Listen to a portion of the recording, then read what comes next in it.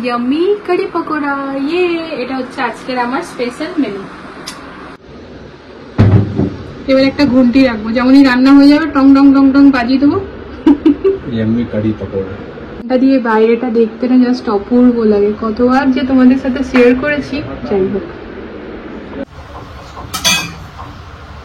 Hey friends, good afternoon, welcome to our channel. কেমন আছো তোমরা সবাই? আমি বেশ ভালো আছি। তা আজকে দুপুর থেকে ব্লগটা স্টার্ট হচ্ছে। এখন বানানো হচ্ছে কারি পকোড়া।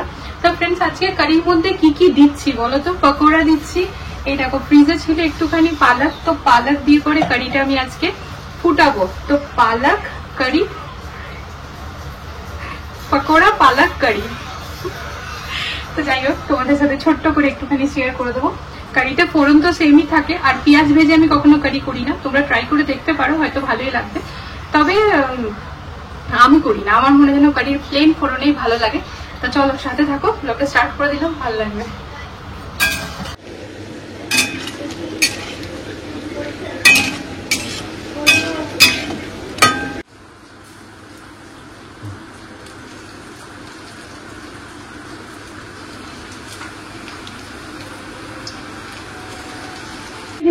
শুকনো লঙ্কা, গোটা জিরে, একটুখানি মেথি, ধনে আর হিং আর আজওয়াইন। হিংটা ফ্রেন্ডস এখানে মেইন, জানো তো। শুকনো লঙ্কা দুটো নিয়েছি। এখানে বড়া ভাজা তেলটাকে দিয়ে দিচ্ছি, আর দিয়ে দিচ্ছি ধুয়ে রাখা কারি পাতা।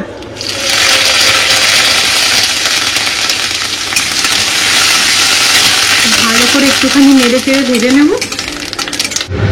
400 গ্রাম দইয়ের মধ্যে বড় চামচে 3 চামচ বেসন নিয়েছিলাম। তার সাথে জিরে গুঁড়ো, ধনে গুঁড়ো, নুন আর হলুদ দিয়ে করে ভালো করে মিক্স করে দিই। জলটা যা দেবার এই টাইমেই দিতে হবে। দেখো আমি এটার মধ্যে কিন্তু আরো 2বার জল দিয়ে দিলাম। ব্যাস, এবার এটা ফুটে ওঠার অপেক্ষা করতে হবে, মানে ততক্ষণ একটু ফুটতে চালিয়ে যেতে হবে।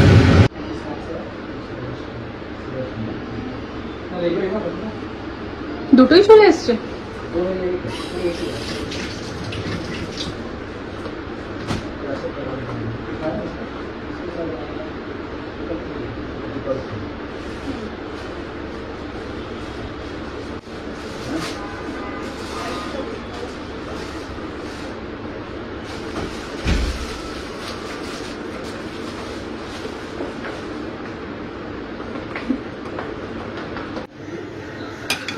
বাবান আস্তে করো বেটা।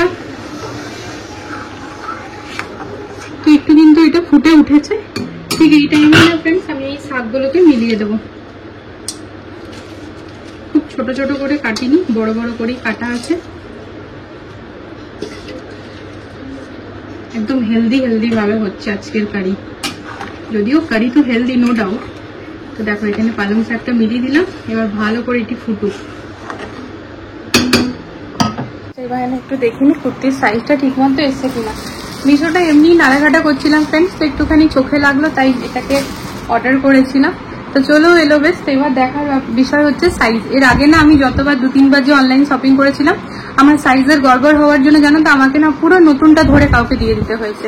কারণ মিশো থেকে করিনি, ফেসবুকের থ্রু করেছিলাম। তো তার বক্তব্য, ওয়েস্ট বেঙ্গলে আমাদের বাড়ির পাশেই থাকে, পরে জানতে পারলাম। তো তার বক্তব্য যে দিদি তুমি তো সাইজটা তো ওটা আমাদের কোনো ফল্ট না। তো ঠিক আছে, তার জায়গায় এসে ঠিকই। তো আমি আর কি বলবো, কিছু বলার নেই। এবার মানে দেখবে না, ব্র্যান্ড টু ব্র্যান্ড ডিপেন্ড করে। আমি নর্মালি যে সাইজটা কিনি আমার হয়, সেটাই আমি বলেছিলাম, বাট সেটাও আমার ছোট হচ্ছিল। তো সেই জন্য ভয় ভয়ে আমি অনলাইন খুব কম করি। তো এই দেখো এটা সঙ্গে সঙ্গে করলাম। চলো এবার ঠাকুরের নাম নিয়ে খুলে দেখি। আমার না লাইট কালার প্রিন্ট খুবই ভালো লাগে। আমার সাইজেরই আছে না, ঠিক আছে। এবার গড়বড় হয়নি না।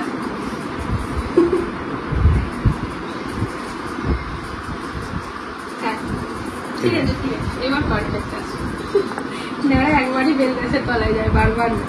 ফেসবুক থেকে ওরকম হয়েছে বলে ফেসবুক থেকে যতই চোখে লাগুক, ফেসবুক থেকে আমি আর কেনাকাটা করি না।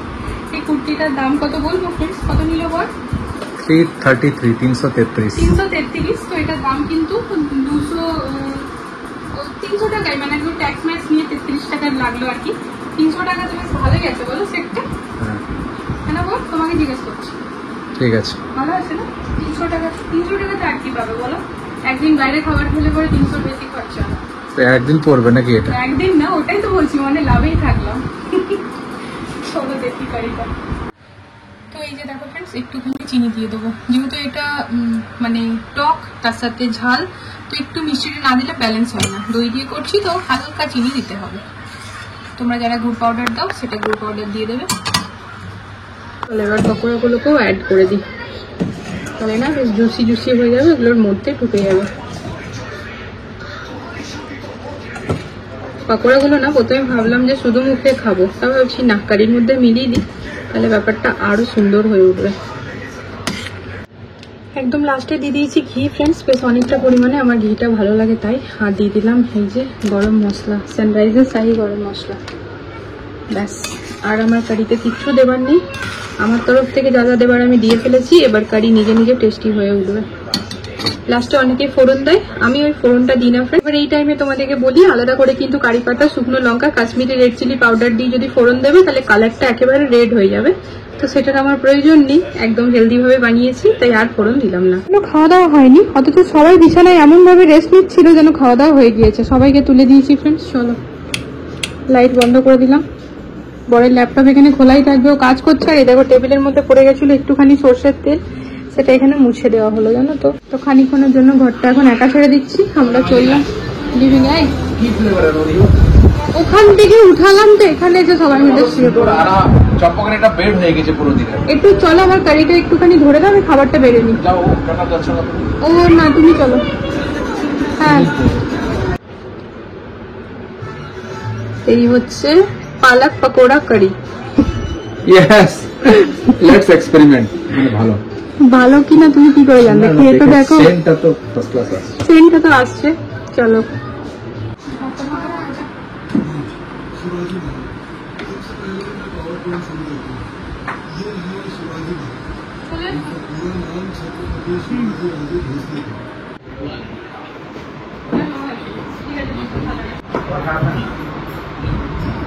रीडिंग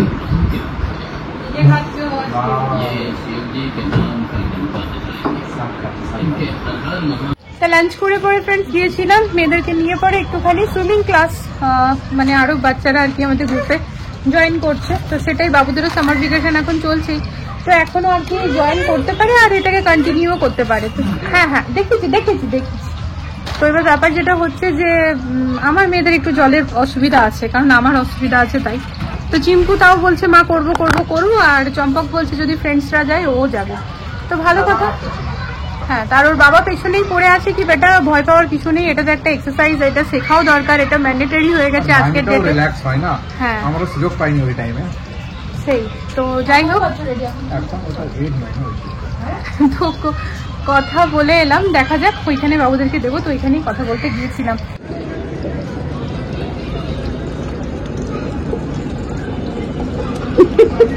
আবার লুচি দিয়ে চানাচুর দিয়ে খাচ্ছ তুই? এখানে বসে বসে ও নিচে দেখছে আর লুচি চানাচুর খাচ্ছে। আর এই যে দেখো, কালকে বর এটা পরিষ্কার করেছিল, কতটা একদম ক্লিন হয়ে গিয়েছে। ফিল্টারটা কন্টিনিউয়াসলি চলছে তো, আর মাছগুলো দেখো কি সুন্দর ভাবে আর কি ম্যানেজ হয়ে গেছে। প্রথম যখন মরে যাচ্ছিল না, খুব খারাপ লাগছিল, আর এখন দেখো এই হলুদ মাছ দুটো আছে না, এরা দুজনেই ভীষণ লক্ষ্মী। এরা এসে পরে সবাইকে ঠিক করে দিয়েছে। মাছগুলো এখন খুব সুন্দর ভাবে সেট হয়ে গেছে, বলো? হলুদ মাছ দুটো সব থেকে লক্ষ্মী, তাই না বলো? চলো মাম্মাম, এটা এবার লাগাই, মাছ সেট ঢুকে যাবে। এটা এবার খোলা রেখো না। হ্যাঁ, কি তো প্র্যাকটিস করছি, ওই দেখো কে এসেছে, চলো দেখি।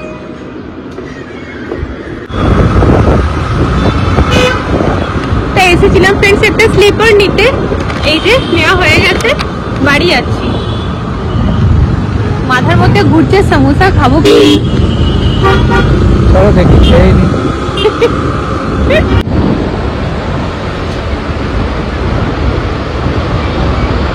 এই যে চা নিয়ে তো সবসময় ব্যালকনিতে বসি, তা ভাবলাম আজকে এখানে বসি, মেয়েরা দেখছি কি সিনেমা লাগিয়েছে। হ্যাঁ, ঠান্ডা মানে পড়বি। এখানে কি মুভি লাগালো, কি মুভি এটা বেটা? কুমফু দা কুমফুদা মাখা। তো ওদের ও আচ্ছা এটা সিরিজ, তো ওদের সাথে একটু দেখি। এখানে সিঙ্গারের নাইট টাইম বিস্কিট নিয়েছি ফ্রেন্ডস, বাবাকে চা দিলাম। তো আমি একটুখানি চা নিলাম, বর তো চা খাবে না, ওর ট্রেনিং শুরু হবে 8টার থেকে। তাহলে ব্যালকনিটা আর এখানে বসে, এখানে মেয়েদের সাথেই আর কি বসে পড়েছি। যে কুমফুদা মাখা, এই যে সসের পুরো প্যাকেটটাই ঢেলে নিয়ে এসছে। আর আজকে কারি পাতা করতে গিয়ে পরে কারি পাতা শেষ ছিল, তাই দেখো বাবা কতগুলো এনে দিয়েছে। এগুলো ফ্রিজে ভালো করে রেখে দেবো। হ্যাঁ দুধের জিনিস তো দেখে খাবে, হয় না কিছুই। মিষ্টিটা কি হবে তাও, আমি তো খেয়েছি, কিন্তু তোমার না। ठीक है ठीक है। शेर है ना भैया, शेर साथे शेर है ना, এই দেখো। হ্যাঁ করে দিয়েছি। এত টেস্টি না, আর মাত্র 15 টাকা দাম। এটা হচ্ছে আম পান্না। এটা আসছে কখন স্যাটারডে আসছে, ওটা টাকা আমি জান করতে বল। না দে রাখা দোকানে মা, দিয়ে দাও দিয়ে দাও, সবাইকে দিয়ে দাও। ও বাবা নেবে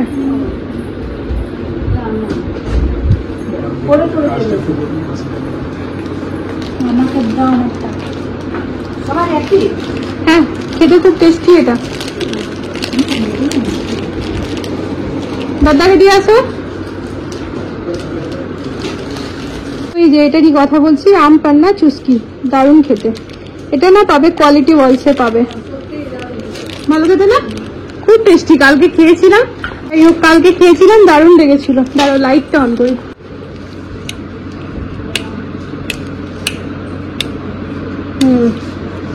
চলো আম পান্না খাই। ইয়ে আর তোমাদেরকে বললাম স্লিপার্স এনেছি, দাঁড়াও নতুন স্লিপার কিন্তু বেশ কমফোর্টেবল। আর আমি সবসময় অ্যাকুপ্রেশার যেটাতে হবে সেরকম টাইপেরই কিনি, কারণ আমার ওই গোড়ালিতে প্রবলেম ছিল, প্রবলেম আছে, ছিল না মানে আছে এখনো, আগের থেকে রিলিফ পেয়েছি বাট আছে। তো আমাকে ডক্টর সবসময় বলেছে যে আমি যেন বিনা স্লিপারে না হাঁটি, হাঁটলেই মানে যখনই আমি খালি পায়ে হাঁটি না ফ্রেন্ডস, তখনই আমার পায়ে ব্যথা আরম্ভ হয়ে যায়, জানো তো। তো ওই ডক্টর বলেছে বলে আমি সবসময় পরে থাকি, যার ফলে আমার ব্যথার থেকে আমি অনেকটা আরাম পেয়েছি। আর প্রথম যখন অনেকটা ব্যথা বেড়ে গেছিল গোড়ালিটাতেই, তখন আমি গরম জল নুন হলুদ দিয়ে পরে সেক করতাম। ওই মায়ের ঘরে গেছিলাম, মা 2-3 বার করে দিত। আর এখানে এসে পরে এখানেও করতাম, আলাদা একটা গামলাই কিনলাম, মানে এত কষ্ট পাচ্ছিলাম। তো ওইসব করে করে স্লিপার পরে ডাক্তারটা খুবই ভালো, উনি বললেন দেখো এটার কোনো ট্রিটমেন্ট নেই, হ্যাঁ যদি আমি চাই তো ওই ইঞ্জেকশনটার নাম কি গো, ওই যে যেটা আমাকে লাগাতে বলেছিল কোরালিটার জন্য। দেখো এত ভালো খেতে যে নিয়ে পরে কামড় দিয়ে ফেলেছি, তবে টেস্টি লাগছে। দেখছি ইঞ্জেকশনটার নামটা আমি ভুলে গেছি। ওটার না খুব সাইড এফেক্ট, জানো তো, লাগানোর পর না ভীষণ ভাবে, না টিটেনাস নয়। তো ওই জন্য আমি ইঞ্জেকশনটা লাগাইনি। তো বললো তা বাদে কোনো মেডিসিন নেই এটার, তো মনে পড়লো তোমাদের সাথে শেয়ার করবো। তো 2-3টে এক্সারসাইজ দেখিয়ে দিয়েছিল আর বলেছিল সবসময় যেন আমি স্লিপার পরে থাকি। আর অ্যাকুপ্রেশারওয়ালা স্লিপার তো আরো ভালো, আর গরম জলে সেক করতে বলেছিল। অনেকটা রিলিফ পেয়ে গেছি। তো তারপর থেকে ফ্রেন্ডস আমি অনেক সময় ব্লগে এরকম অনেক কমেন্ট মিনি ব্লগে পেয়ে থাকি যে স্লিপার পরে রান্নাঘরে গেছে, আমার উপায় নেই, আমি কি করব। তো যাই হোক চলো এটা খাই। আর আমার কাছে দেখে যদি কেউ খাচ্ছ না কমেন্টে জানিও খেতে কেমন, দারুণ খেতে। তারপর গুগল সার্চ, মানে এতক্ষণ ধরে মনে করছি কিছুতেই মনে করতে পারছি না, এই আমার বলতে পারো এক দোষ। আর যতক্ষণ না মনে করবে আমার নিজেকে মানে আমি শান্ত রাখতে পারি না, ভেতর থেকে একটা এরকম হয় কি আমি কেন মনে করতে পারছি না, মানে এরকম আসছে, পেটে আসছে মুখে আসছে না। তো ওই যে তোমাদেরকে বলছিলাম না, তখন আমি আইসক্রিমটা খেতে খেতে যে আমার যে গোড়ালি ব্যথার জন্য ডক্টর আমাকে একটা ইঞ্জেকশন সাজেস্ট করেছিল যে আমি ওটা নিতে পারি, আর তার সাথে কিছু এক্সারসাইজ, মেডিসিন আমাকে কিছু দেয়নি। তো ওই ইঞ্জেকশনটির নাম হচ্ছে স্টেরয়েড। তো ওইটার নাম অনেক সাইড এফেক্ট থাকে যতটা আমি শুনেছি। আমি ওরকম ভাবে গুগল সার্চ করিনি, তবে হ্যাঁ মানে বেশি ভেতরে যাইনি, তবে এটা জানি যে হ্যাঁ সাইড এফেক্ট থাকে। আর কোনো ইঞ্জেকশন দিয়ে পায়ের ব্যথা ঠিক করবো তার থেকে ভালো না, ঠিক আছে না আমি এক্সারসাইজ করে নিচ্ছি, আর আমি ওই সবসময় স্লিপার্স পরে থাকবো, আর তার সাথে ওই আর কি নুন হলুদ জলে আর কি পাটা সেকবো। তো ওই করে আমি অনেকটা আরাম পেয়েছি ফ্রেন্ডস। আর আমার সামনের বাড়ি এক আন্টি ছিল, সে আন্টিকেও যখন বলেছিলাম মানে গল্পের মাধ্যমে, মানে কথা বলতে বলতে আর কি, তো আন্টিও বলেছিল বেটা এটা না এই যেগুলো করছিস কর, খানিক দিনের মধ্যে আরাম পেয়ে যাবি। তো সেরকমটাই মানে কমেছে, একদম ঠিক হয়ে যায়নি তবে কমেছে। তো চলো ফ্রেন্ডস ব্লগটা তাহলে এখানে এন্ড করে দিই, দেখা হচ্ছে নতুন একটা ভিডিওর সাথে আবারও খুব জলদি। সবাই ভালো থেকো, সুস্থ থেকো, আজকের জন্য good night, love you all. আর আইসক্রিমটা খুব ভালো ছিল, তোমরা সবাই ট্রাই করো আইসক্রিমটা, ঠিক আছে? ভালো করে টাটা করো, ওরকম না